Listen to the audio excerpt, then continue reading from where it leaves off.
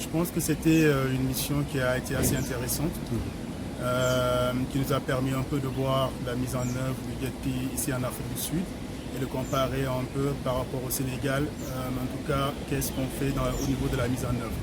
Et ce que je retiens des 3 jours d'échange, pour moi, c'est plus l'aspect gouvernance.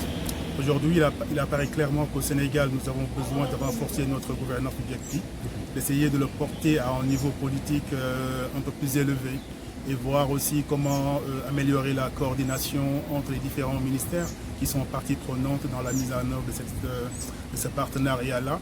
Et aussi voir un peu comment aligner le GETPI avec les politiques nationales en accord avec la vision Sénégal 2050. À l'issue de cette importante visite, nous avons retenu plusieurs choses intéressantes, mais celles qui nous paraissent les plus importantes sont d'abord l'architecture du JET en Afrique du Sud. On se rend compte que c'est un pays qui est très avancé par rapport à ces questions-là.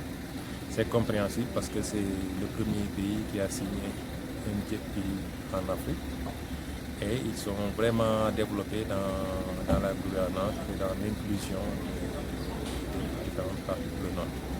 L'autre chose qui m'a semblé très important aussi à voir, c'est l'engouement que les différents acteurs qui, chacun, malgré les opinions, les intérêts parfois divergents, concourent à essayer d'atteindre ensemble les objectifs.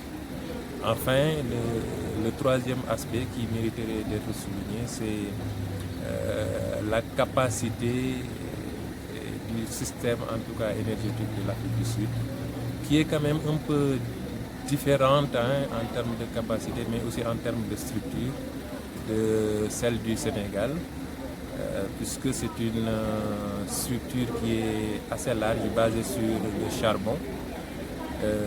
Donc une transition pour l'Afrique du Sud requiert tout simplement de sortir complètement du charbon, alors que la transition du Sénégal, c'est d'aller vers des énergies moins polluantes. Mais malgré toutes ces différences aussi, nous rencontrons les mêmes difficultés, surtout en termes de financement. Parce que l'Afrique du Sud a signé environ 15 milliards de dollars, mais en termes de décaissement, quand même, le rythme n'est pas assez important, tout comme le Sénégal, qui, malgré une année de mise en œuvre, le niveau de décaissement également est en deçà de ce que nous avons espéré. Mais il faudra continuer à travailler en ce sens-là, à faire un plaidoyer au niveau surtout africain, ne pas se limiter au niveau des 2 pays.